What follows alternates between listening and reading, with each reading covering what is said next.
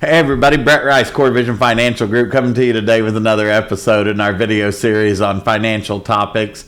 Today we're joined by Beau Browning, partner here at Core Vision. Beau's going to join us and we're going to do a Core Vision State of the Firm, talk about what's going on with Core Vision and then, the economy and the business and everything. So thanks for joining us today, Beau. Happy to be here, man. Yeah, these are always a good time. We just had you in here not long ago, right? Yeah, I don't think it was very long ago. It wasn't very long ago at all. Behavioral finance, like always. Yeah, and that's one of the things when we started talking about things to talk about today, I'm like, well, we just covered a lot of that, you know what I mean? Yep. But it's still prevalent. I mean, right? That's why it was a recent topic, but at the same time, it's, hey, what's going on in our industry? That's right. So real quick, give an introduction of yourself so everybody knows who you are. Beau Browning, and I am a partner here. I've been here now for 20 years. So, well, I should say in the industry for 20 years. And excited to be here at the podcast. I do live in Fishers, but I'm originally from Shelbyville. I've been married to my wife now for almost 11 years, and we've got two daughters, Michaela and Capri, that are 7 and 4.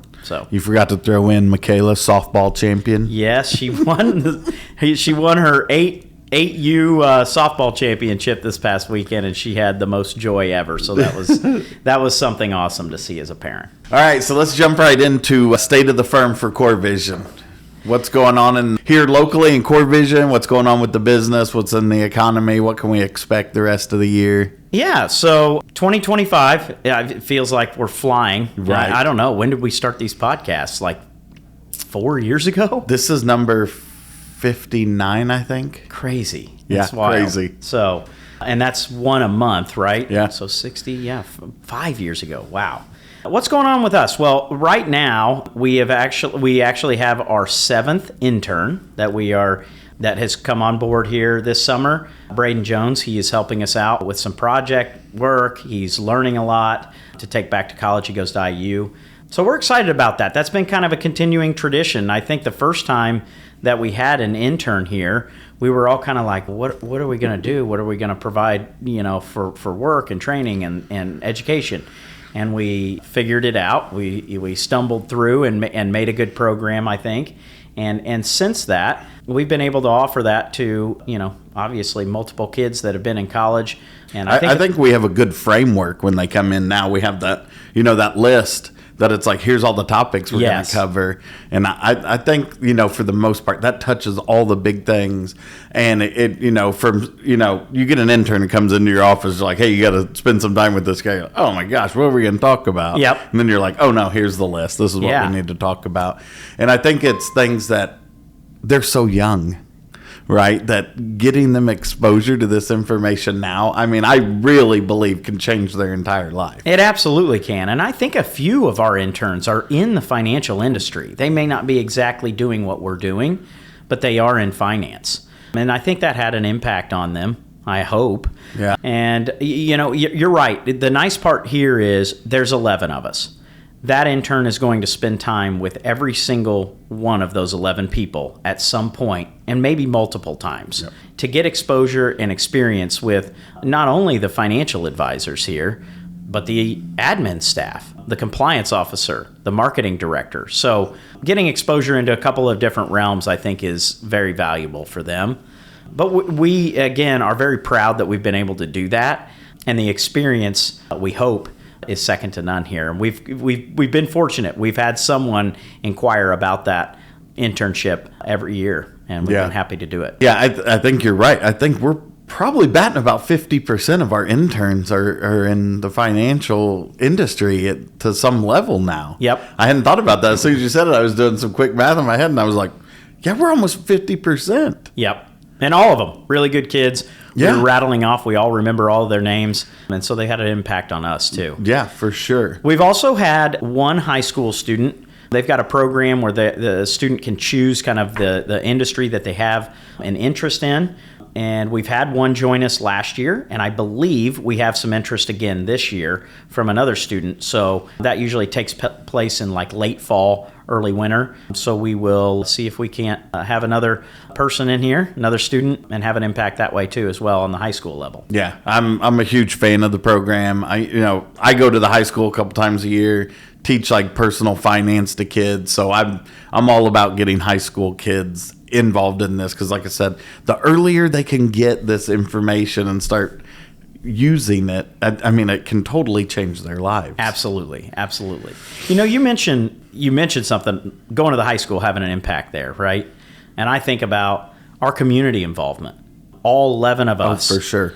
I feel like almost everybody has been on a board of some sort, might even be currently serving on a board, works with a nonprofit on the financial side, or just whether it be volunteer or money support, financial support in the community. We're proud of the fact that we support quite a few of the organizations in town. You'll see on our annual State of the Firm, that's a printed version, just who we do touch with that volunteerism or sit on a board. It's a pretty impressive page. When you look at that page of all the different organizations, yeah, I agree with you. It's something to be very proud of. Yeah. I mean, because we are very active in the community with the group of people we work with here. Yeah, and those groups do amazing work in the community, and we want them to continue to be a part of our community. For sure. So. Yeah, it's a great example of how, living in a community, but also giving back to it and making sure that, we all want to be part of making, our communities better. Yeah. So get involved. And I mean, I'll stress that to everyone who watches this video. Get involved. You don't have to be the president. They need plenty of people, in there. A lot of people say, I don't want to be the president. Well, don't be the president. Right. Just get involved. Yep. Make sure you give the time commitment. That's what most of those organizations need, is time. And for the most part, my experience has been it's not a significant time commitment. I mean, you're talking a couple hours a week. Right. I mean, it's not like it's a full-time job. It's a couple hours a week. Right. I would encourage anyone out there to get involved. No Yep. matter how old or young or whatever you are, get involved. All right, so let's talk about the economy real quick. Let's just touch on, there's so many things going on, Yep. right, in the U.S. Yep. economy, so many different factors in that. We touched on it briefly in a previous podcast, the tariffs, Yep. right? We got a lot of geopolitical issues. We just had one start over the weekend, and you got to be concerned about that. We got all of these issues going on, interest rates. Let's just touch on that real quick. Yeah, and I think a lot of people, the question I get from clients more recently, let's just call it the last 2 months, as we've had a rebound in the market. So, rewind, let's take us back to early March. The tariff thing dominated the headlines, really made the market squirm and went down pretty dramatically there. Touched right around near 20% for the S&P index, probably more for the NASDAQ, maybe a little less for the Dow. But what happened since then is the market's recovered almost all of that. Maybe not quite all, but it's close back to Very that peak. close. And so a lot of people have asked in the last 2 months, what I read in the headlines, the news headlines, a lot of more doom and gloom on the economic front, but yet here the stock market sits at all-time highs. So this is probably a good time to remind people that the stock market tends to look forward rather than backward. And it's, we don't know whether it's looking 6, 9, or, 18 months out. But it's definitely future looking and trying to predict, what do earnings look like in a year from now? What are these companies forecasting? Is the economic activity really as slow as some of the headlines say, or are the underlying, numbers actually data-driven a little bit better? So a couple of things that I think are going on is you kind of have a pull in both directions, but the tailwind seems to be a little stronger than the headwind. And I'll explain that. So we have inflation, right? Inflation's gone all over the place, wacky, right? 2022, we really saw a wild amount of inflation. Stock market went down.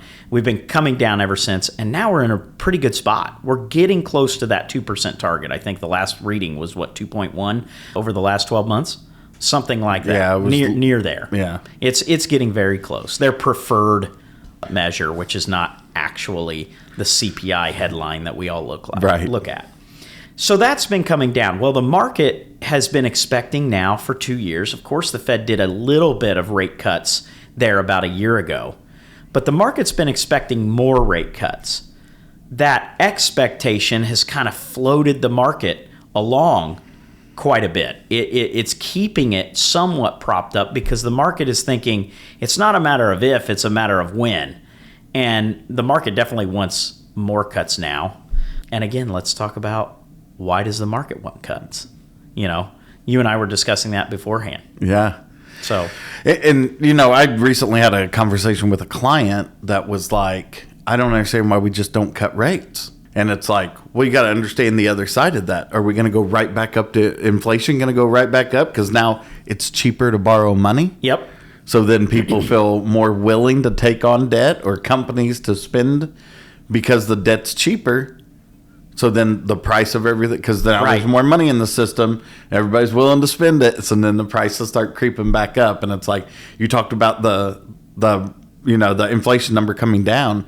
We're just now getting it back down there. Let's let it sit there for a minute. Yep. Which is what. Well, that's why the Fed's been so patient, right? Correct. Yeah. But people are so, hey, we got to get this economy started. But when you look at the economic data, you're like, it's okay.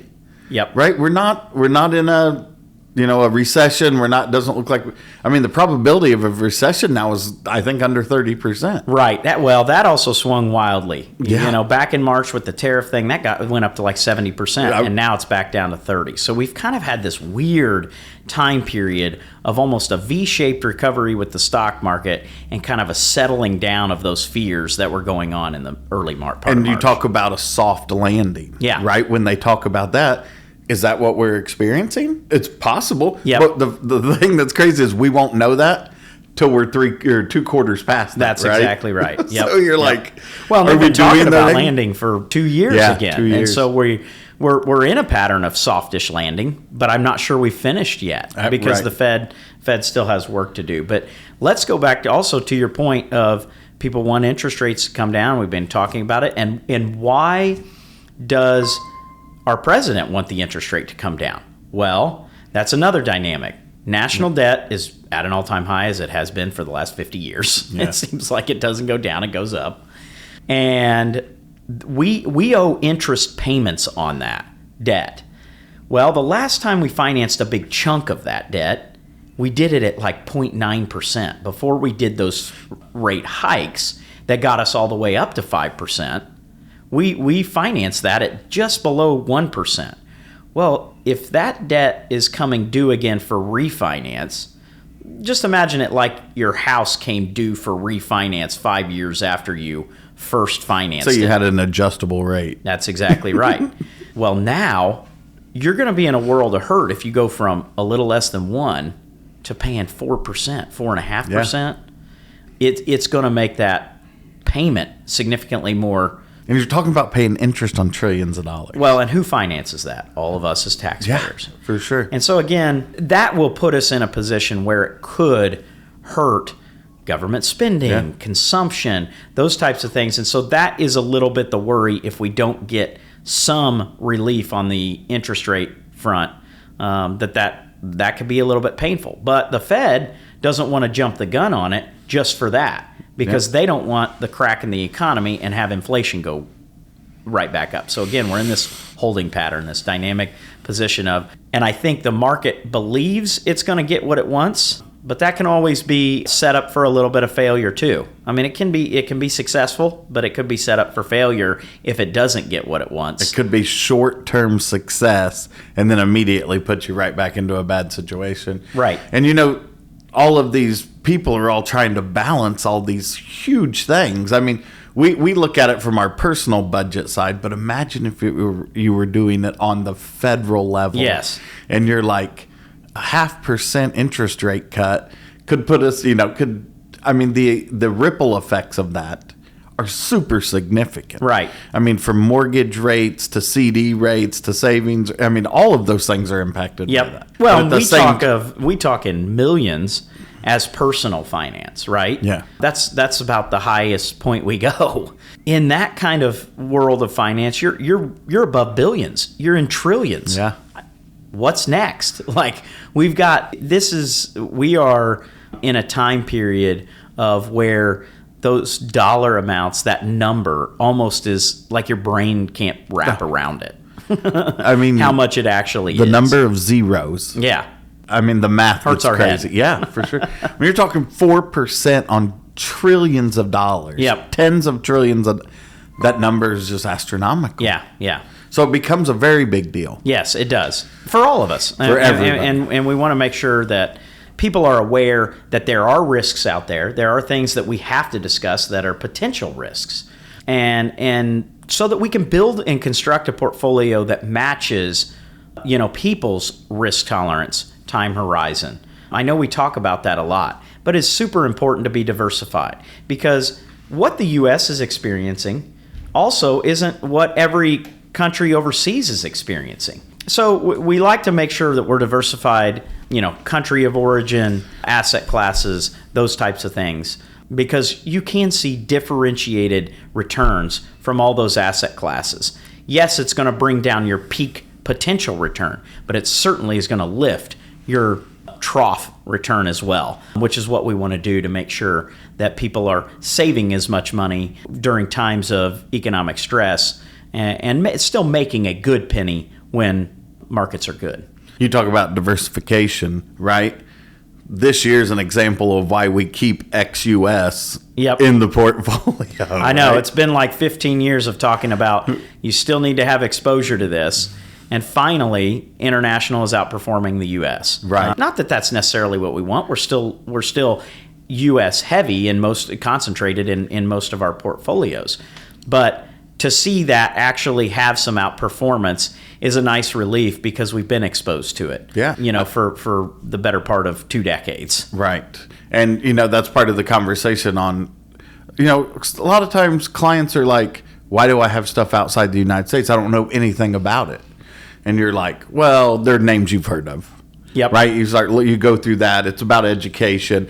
But then now this year you can sit there and be like, well, this is why we have a little bit of exposure to this. Yes. Because we want all of these things kind of doing different things at the same time. So when something's up, we're not timing the market. We're always in ex-US. Yes.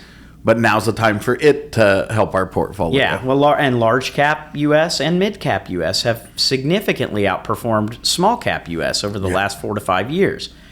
Why have exposure there? Yes, they're economically sensitive, they're interest rate sensitive. But when they climb, they have a tendency to outperform by double digits. Yeah. And you want to at least be a part of that when that takes off. Again, small cap exposure in most of our portfolios is somewhere between 3 and 6%. This isn't a big percentage, but we like to have that exposure for those times of outperformance. It can become very powerful. Yeah. Yeah, and I think a lot of it goes back to education, right? This is the conversations we have with clients about why we stay this diversified. This is why we're not timing the market, trying to change stuff. Back in March, we accepted a few phone calls of people who were like, should I be getting out? And it's like, we don't think long term that, this doesn't impact any of your time horizon goals, any of that stuff long term. Right. This is, we know we're going to experience drawdowns, right? We get a drawdown like that once a year, right? Yeah, usually once a year, if not at least once every couple of years. Yeah. So going through a 20% drawdown is something investors need to be comfortable with. Yep. Because it's going to happen pretty regularly. Yeah. And it feels like, if I had to put on my forecasting hat, it feels a little bit like we are in middle innings of a bull market that still has room to run, but there's going to be some churn and choppiness in the middle of that before we ultimately push higher to those highs that we will probably experience more toward the peak economic activity that'll drive that market forward for the next few years. And then who knows? I mean, these things go in cycles. Yeah, very cyclical. Yeah, and there's patterns that overlap. Some people talk about 7 years, some people talk about 10 years, some people talk about 15 year. And so it depends on which broader cycle you are looking at that point. But remain optimistic that the market can actually continue to push higher the next few years. But we've got to get a few of the headwinds out of the way. And Yeah. geopolitically, you mentioned that. That one is one that nobody really has any control over or has any tools to use. And so that can always strike at any time in a negative way. I mean, a plane crash in India, no one predicts that, right? Or Iran and Israel getting into a major spat. Like, these things sometimes come out of the blue. It's not ideal situations for anyone, and you know, obviously we feel for any of the people that are involved in a conflict like that. But those can set the market back, but again, they're normally temporary. I mean, the Ukraine-Russia situation is still going on, but its impact on the market was fairly short term. It was, I don't want to say it was insignificant. It mattered a lot in the moment. Yeah. But looking back now, it lasted like a very short time from a market impact. But it's actually still going on, the same conflict. It had a huge impact on like wheat and grain prices in the very beginning. Oil. Yeah. You know, it's gone through all those things. I mean, Israel and Iran had an impact on oil on Friday, and it was like, yep.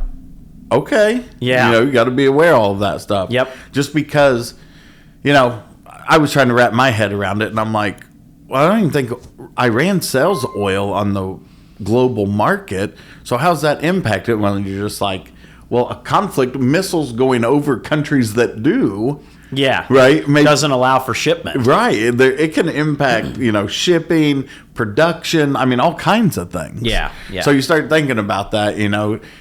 A lot of times these things are much larger than they appear to be. Yep. And global supply on oil has always been pretty robust. But the problem is it's kind of like food supply. We have plenty of oversupply.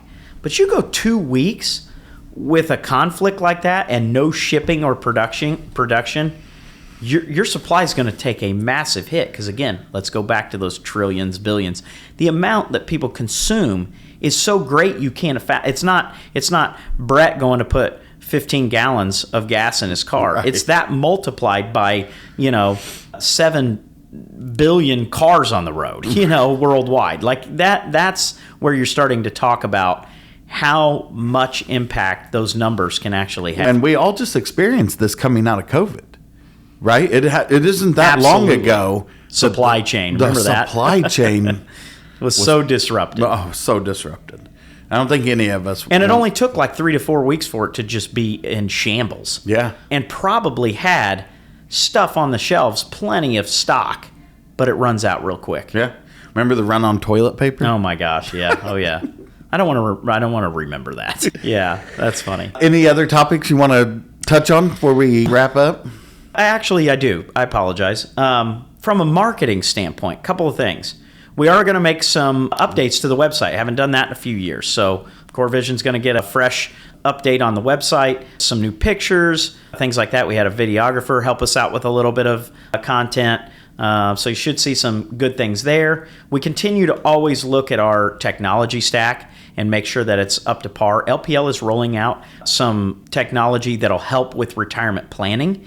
Might be able to embed it on statements, which would be really neat for clients. That would be. Or at a minimum on their online login through their portal of Account View. So we're hopeful that will come in the next year. And then lastly, we are having our first family night, which is going to be a pool party here at the Shelbyville Community Pool. We're excited about that. Aquatic Center. Thanks for correcting me on that. So, but I think the last we heard from Brittany, we've got like 80 to 90 people coming. So I'm excited about that. It's in 1 week from today. The weather is supposed to be like 90 degrees and hot, so it'll be nice to jump in a pool. But we do hope that we can see a lot of people out there. Yeah. Come join us. Anything else you want to touch on before we sign off here? Appreciate you having me. I think this was quick and easy and good topics, informative. And well, surprisingly, you and I don't get as much time to talk about stuff like we used to. No. Right? We used to talk about a lot. So a lot of times I take this opportunity, beforehand. We talked for almost a half an hour beforehand. And It was like, we got to get this thing started. Yep. We were worried we weren't going to have enough content. We could probably We're pushing right at 30 minutes right now. So, again, everybody, Brett Rice, Beau Browning, Core Vision Financial Group. Go to our YouTube page, subscribe so you're notified when we post a new video. website, corevisionfg.com. Go there if you want to reach out, contact us. Again, thank you for taking the time to watch the video. Beau, thank you for joining me. Thank you.